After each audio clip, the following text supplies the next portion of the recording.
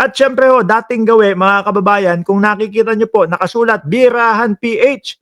At meron po kayong makikita diyan sa comment section, nakapin po yung Birahan PH channel mga kababayan. Mamaya, syempre, re-recta tayo doon mga boss Chief Amuser. At eto ha, mga bossing, si Bato, kumakain, no? Sa restaurant. Restaurant Satire, mga bossy. Ayan ang ating pag-uusapan doon sa Birahan PH, mga kababayan. No? At syempre, mabilisang shoutout dyan po sa mga kanina pa nag-aantabay dito sa ating Mark Ramos channel. No? Isang mabilisang shoutout. Nandyan po si Pilem F83. Nandyan si BMB Chris Rose. Salamat po, madam. Always present. Si Manuel Domingo, Wilfredo Toledo, Loud 2524 afternoon, Mr. Mark. No, good afternoon po. Virgie Badiola, Joel Q. Nasresa Force, si Mrs. Holy Cross 0818, nandiyan si Annalisa Oso, si May Kasiguran, sino pa nandiyan? Si Viola G, nandiyan din po si Shiro Kansaki, si Virgie Badiola, Marijo, nandiyan din po si Ma'am Neng Gigi, 2 minutes late. Sipahin ko na lang kaya to si Ma'am Neng Gigi, ano? Lagi napapansin yung late ko. Andiyan din po si Ma'am Princess Paris, si Erwin Nobilia Codero, sino pa nandiyan? Si Philem at si Chaycher. Nasa na? Happy birthday ulit kay Chaycher. Hindi na natapos yung birthday, ano, mga bossing. Hanggat walang pa-cake yung si Chaycher, hindi araw-arawin nating batiin yan. Anyway ho, mga kababayan, umpisahan na ho natin to dahil 1, 2, 3, 4, 5, 6, 7, 8, 9, 10, 10 ata yung ating tatalakayin mga bossing sa araw na ito at mahaba-haba ho ito mga kababayan. At syempre ulitin ko, dating gawi kapag ka sabi ni Dukha, topic na. Sipain ko din kaya to, nagmamadali. Nag-explain pa ako eh. Shout out po, Dukha. Ano? Pag kinapos tayo ng oras dito, lipat tayo doon sa Birahan PH mga bossing. Dito muna tayo kasi medyo out of topic ito. Pero politika pa din po ito pong si Chis Escudero. Napapansin ko lang ho mga kababayan kasi tahimik na si Chis ngayon eh. Hindi ko alam kung bakit, no? Tahimik na po si Boss Chis Escudero mga kababayan. Hindi kaya nagdadasal? Hindi kaya nananalangin na?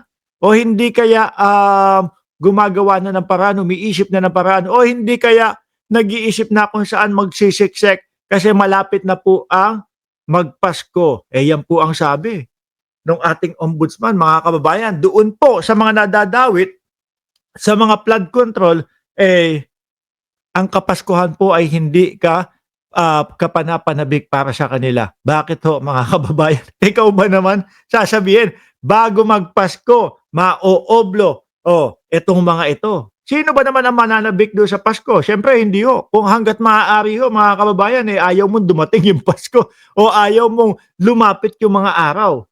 Lalo na December 15, merong petsa eh.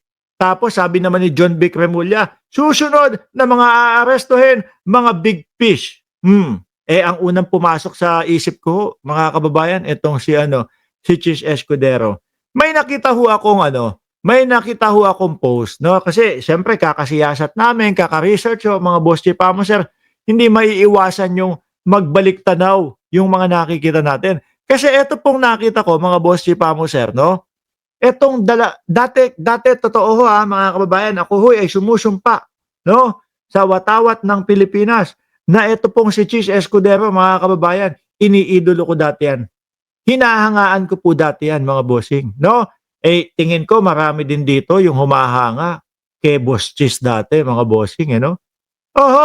Madaming humahanga kay Boss Chis Escudero dati. Kaya lang, madami din po yung nawalan na ng tiwala at nawalan ng paghanga dito kay Escudero. At ito pong dalawang inilathala dito o isinulat, mga kababayan, same ko din no. Ito yung dalawang puntos na nakapagpawala sa akin ng tiwala dito kay Boss Chis, mga boss. Una, kung matatandaan natin, biruin mo, no?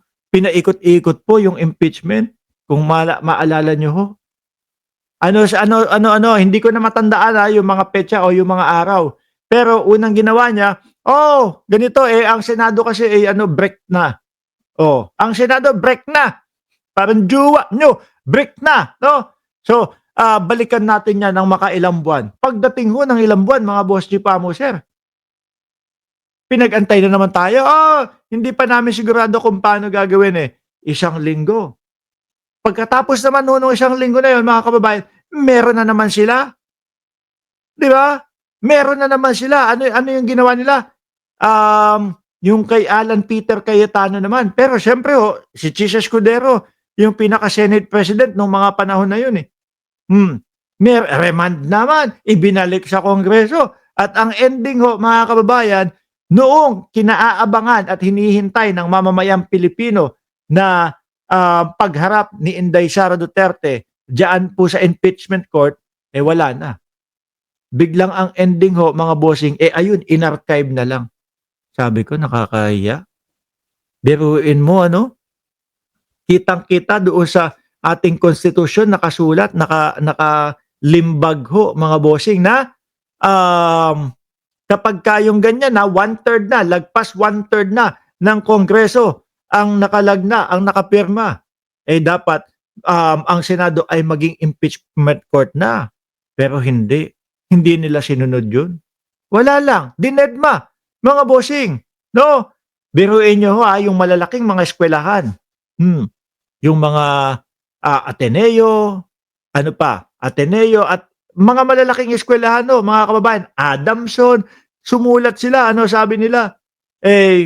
Dapat sundin yung konstitusyon. Pero ano ginawa nila? Dedma. Di ba? Pakialam namin. Kami senador dyan eh. Kami ang kami ang masusunod dito. Hindi nila pinakinggan ang mamamayang Pilipino, mga bossing. Yeah? Isa po yun. Pangalawa, ito, yung 142, kung matatandaan nyo, na insertion naman ni Chis. Yun, no, mga kababayan, mukhang doon na talagang tuluyan, no, na nahimik si Chis Escudero doon sa 142 million. Pero ito naman ibabalita natin. Good news to para kay Chis Escudero, no?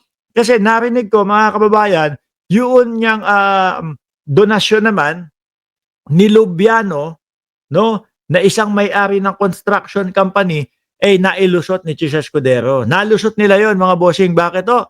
Kasi sabi ko naman sa inyo, dati pa lang ho, no, na meron silang dyan, meron silang mailulusot dyan. Sasabihin lang, kahit na si Lubiano ay may-ari ng construction company na nag-donate kay Chis Escudero, sasabihin lang nila, hindi galing sa construction company yung donasyon na yan. Galing sa bulsa ni Lubiano. Lusot.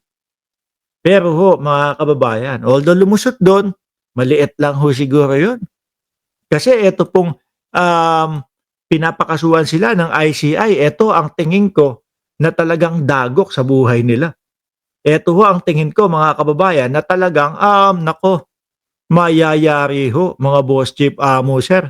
Ito yung sa tingin ko na baka yung mga ibang mga senador o yung tinatawag na big fish, mga bossing, mga magtago na. Sabi ni Loud, 2524, abogado si si Garcia, nung nag-file, kumandidato, no? Nasulot na ng COMELEC. Hindi, pero dati pa lang ho, ipinapaliwanag ko na yan, na meron silang lusot doon. Dahil iisa lang ang pwedeng, sasabihin lang nila na hindi galing doon sa construction company yung perang ginamit na pangdonasyon ni Lubiano. Ayun na, lusot na daw ho, mga kababayan, which is nangyari nga ho, mga bossing.